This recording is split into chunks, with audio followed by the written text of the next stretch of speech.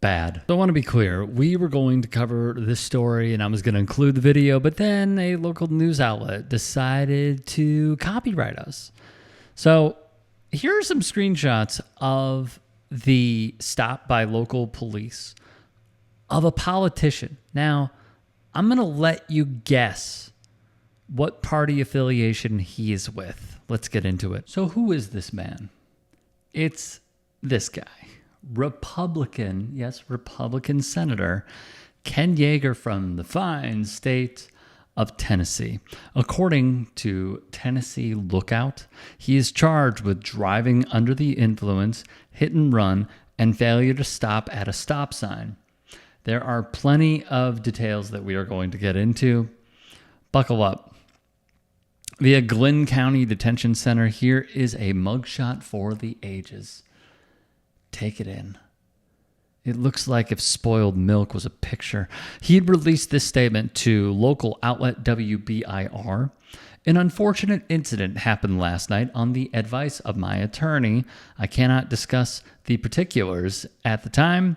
I am and will continue to cooperate fully with authorities to bring this incident to an appropriate conclusion. We'll get into what that conclusion is a little bit later.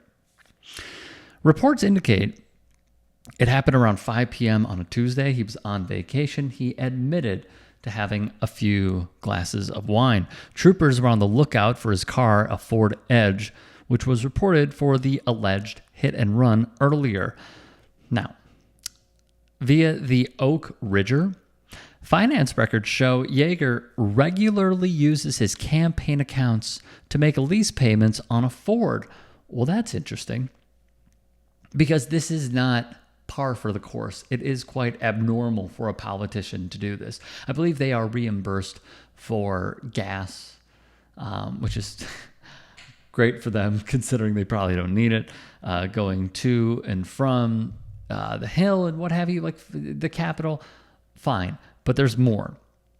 Yagar has spent over $22,000, nearly $23,000 on the vehicle lease, car insurance, oil, and tire maintenance, car washes, details, and county vehicle registration fees since just November of 2022, with over $16,600 going to his lease with Jerry Duncan Ford. Before that, he would pay a vehicle lease that went to a Lincoln dealership. Matthew McConaughey probably loves that. They would find Yagar in a parking lot because he was being tended to by emergency medical services for falling. It happens. It happens to people that are elderly as well. It could happen to anybody, okay? He would admit to being involved in the crash. The cops, though, would smell the odor of alcohol on his breath. As I alluded to previously, he admitted to having a few glasses of wine. Yagar would comply with a field sobriety test and a breathalyzer. We'll give you those numbers in a second. He would tell police he thought he and the other driver, talked it out, dapped up, thought they were cool, and then he just went on his way, saying, I didn't know that the cops were coming, but that is still a charge, rightfully so, of fleeing the scene. During the test, that is when, what we saw from the video, Yagar would urinate on himself and added that his field sobriety test would be cut short when he failed to perform a one-leg stand. A breathalyzer also recorded a BAC of 0.14, nearly double the legal limit of 0.08. Of course, the investigation is ongoing. As there are updates, we'll provide them to you. What makes this all pretty interesting is Yagar serves as the Tennessee Senate Republican Caucus chairman, a pretty big deal. He is essentially the leader. And he's been a state senator since the year 2006. He was reelected as chair this past month, reelected to the legislature with, I believe, 86% of the vote with the districts that he represents. That is a resounding win for Yagar.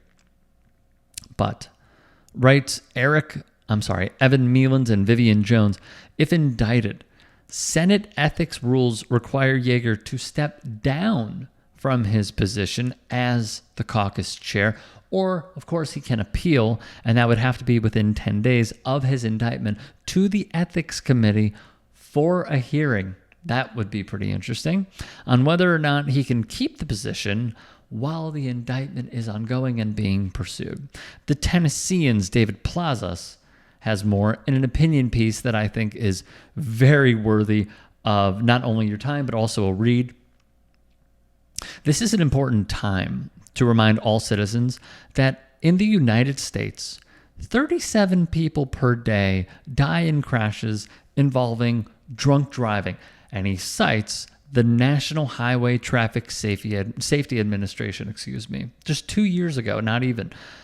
In 2022, 13,524 deaths were accounted for. 364 of those came in Tennessee, 507 in Georgia that year.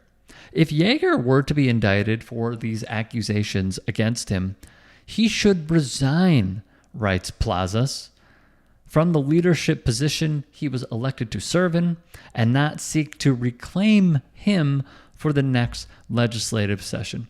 Let me just say, I believe that is wishful. I think it's quite wishful. If we have seen any trend among many politicians, including Republicans, it is ethics for thee, not for me. Accountability for thee, not for me. I think one of the best examples was with Byron Donalds when he was being interviewed by Abby Phillip on CNN. And they were talking about how when he was younger, I believe 17 or 18 years old, he had a marijuana charge. And because of the legislation that was passed at the time, he was given a second chance and he avoided serious punishment. In that interview, Abby Phillip, who I've been very critical of at times, exposed Byron Donalds for having the gall to take away the thing that helped him. I personally call it pulling the ladder. Like, I was extended a helping hand, but I will not do it for you. Why this happens so much, especially on that side of the aisle, I really have no idea. Is it because they want to preserve their coveted status as an elected representative who is, through campaign donations, becoming millionaires left and right? I mean, I'm dumbfounded by it. It is simple empathy and morality that, yeah, I benefited from this, and I would want you to benefit from this too. I would want you to have a second chance to thrive in society. So that's why I await what Yagar is going to do, and also why I just kind of don't buy that he is not going to pull every string and pull every lever within his power to evade accountability. If you can and are willing, please become a paid member here at TYT Sports, and or go to tyt.com/join. In addition, you can follow me on Twitter, Instagram, and TikTok. Appreciate it. Have a great day.